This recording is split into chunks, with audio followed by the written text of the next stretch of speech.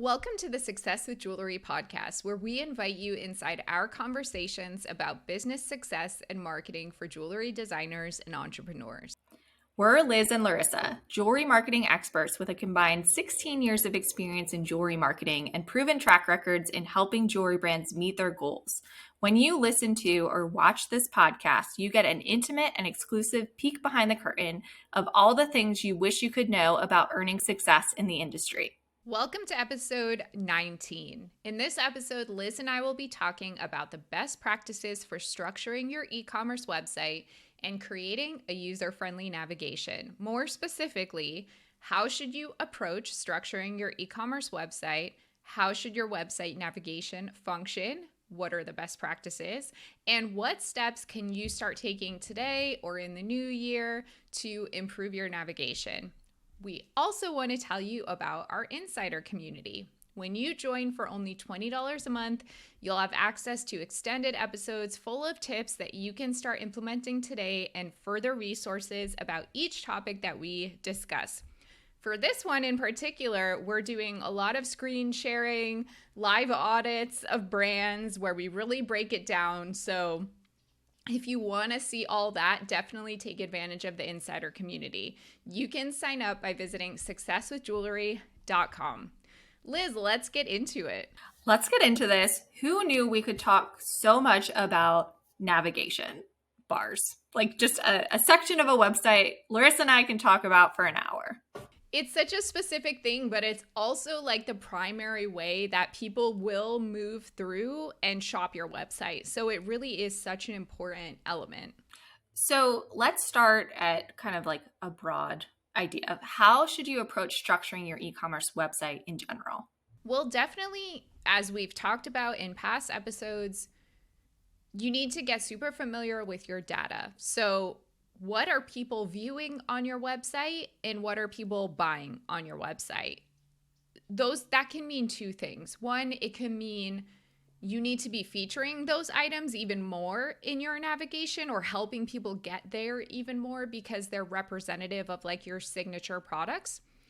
Or it could actually mean that maybe they are overrepresented and there are things that could be selling or being viewed more often, but you are not doing a good job of getting people there. So really being aware of like what people are viewing and buying on your website is one important step to help you structure your website. And also think about your goals. So think about what you want people to be looking at. Are you featuring a specific new collection that you just launched that you want more eyes on? Do you want to sell more pieces in a specific category? That can help drive where you position things on your website as well. And I know Liz is a big proponent of this also, it needs to be reflective of your brand. So like, what do you represent? What do you want people to know about you? What kind of feeling do you want someone to have when they're shopping with you? A lot of that needs to come through or like help someone filter through your navigation. Yes, that's so important. What story are you trying to tell? Thinking about that, knowing that as you're structuring your website is really important. And then also think about what pages on your site get the most traffic, get the most engagement, which are most impactful to your brand. So if you're focused on, say, sustainability or specific values that you want to be sharing, you want that to be more prominent. Absolutely. And imagine if someone is completely new to your brand. They get dropped on your website through Google or something like that. How can you like direct them to everything they need to know to almost get like a crash course in shopping with you or learning about your products? So you need to think about like the lowest common denominator, which would be someone who comes in knowing absolutely nothing. How can you cater to that person? Okay, so how should your website navigation actually function? What are the best practices? So you should know, according to research, the first 10 seconds of someone visiting your website are the most critical for whether someone decides to stay or not. Just 10 seconds. So if someone is confused, overwhelmed, can't find what they're looking for, doesn't know what to do, you are screwed. They're going to leave. I know that's like a lot of pressure, but it's the reality. And I think it will inspire you to really try to figure out that experience for someone visiting. And commenting on a previous episode about reporting on your website, if you have a high bounce rate, this is something really important to think about. Is your website pulling people in? Is it engaging them? Is it leading them in the right direction of things to click on? And then also something to note is that you really want to think about your website navigation as a salesperson welcoming someone into a brick and mortar store. It has to take the place of that. So it needs to be really straightforward and really simple and really easy to understand.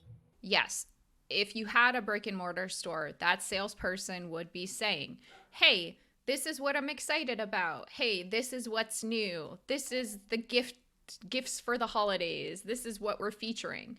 That navigation needs to kind of do that personalized work in an impersonal way.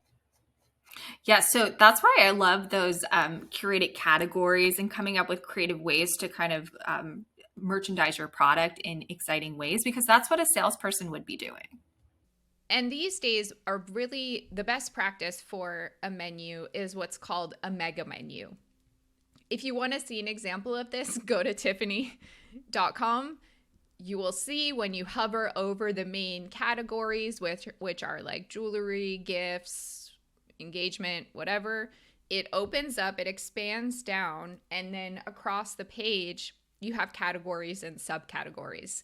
That's called a mega menu because you get presented with like a lot of different ways to shop. This is the easiest to do on like a Shopify website. And if your theme doesn't allow it, there are different apps that you can use to make that happen.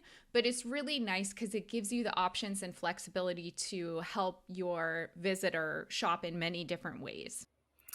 And navigation needs to be really focused on shopping, not any fluff stuff. So shopping is the first thing that people can click on, first and foremost. And then really all of your menu items should be focused on shopping. Unless I think about pages can be really important. So that could be something to think about including in your main menu. And then if you're really focused on wholesale and you really want to feature your stockists, then that's a great thing to put in your main menu. If you're really focused on press and you have some great press coverage and that's something you want to like really be prominent for your brand, then that can be in your main menu, but it really needs to be focused on shopping. And when you're in doubt, we say put it in the footer. The footer is the menu at the bottom of your website, and to get a better idea of that, you can go to any big e-commerce website, Tiffany, for example, really anyone, to see, okay, what are they putting in the footer? How are they structuring it? Following that model can really help you better understand like what should go where.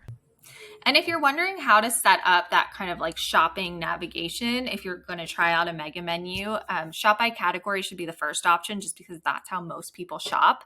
And then you could include like a shop featured, shop collections. You can put together some curated guides or curated gift guides. So that could be where you start. And then if you wanted to include other things, you could include shop by color, shop by metal, shop by price point. You could have a section for new arrivals, but really setting it up with something simple like shop by category and then like some featured collections could be a great place to start. Yes, definitely. If you have also a handle on SEO keywords, I promise we'll talk about this more in a future episode. But if you are aware of like what words or terms people are using to get to your website from Google, that those could also be good things to consider breaking out into like subcategories in your navigation. And it is so important to have an easy to find search bar, especially on your mobile site. But I've been to websites before where I cannot figure out where to search, and I'm a big searcher. I like having that option available to me. So making sure it's easy for somebody to search your website. Absolutely. Especially, as Liz said, on mobile. A lot more people are shopping on mobile, especially if they find you like through Instagram. Everyone knows it's sometimes hard to get from Instagram to someone's website. There's like multiple steps. So someone might open a browser window, let's say, and think, oh, I want to like find that ring that I saw, but I can't see like how to click to it. If someone can't easily like search your website, they're just not going to understand where to find whatever it is they saw that they liked.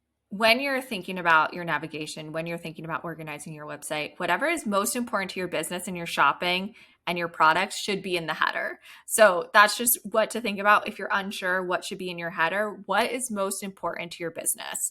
Prioritize those and keep it super streamlined.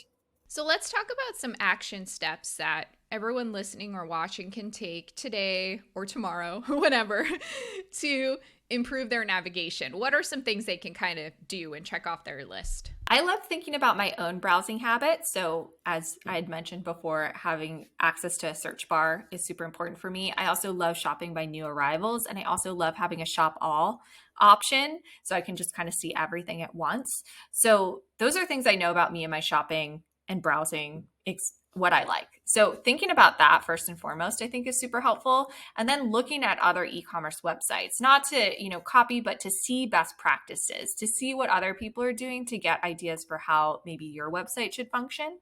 If you ever feel guilty about window shopping online, or you think you waste too much time on e-commerce websites, just change your mindset about it and say, this is homework for me. Yeah. But make sure you're actually being aware of your experience too. It's like, you can shop and spend some time there, but like think about what's annoying about this or what's fun about this or what makes it easy or challenging, and make mental notes about those things. And, really understanding your customers and your audience and like what they need and what helps them shop online, and asking those questions when you're having conversations with them. I also love showing websites to my mom and other people, friends, family, to take a look to see how it functions, how, if they have any feedback, because sometimes it's just hard to see if you're too close to something.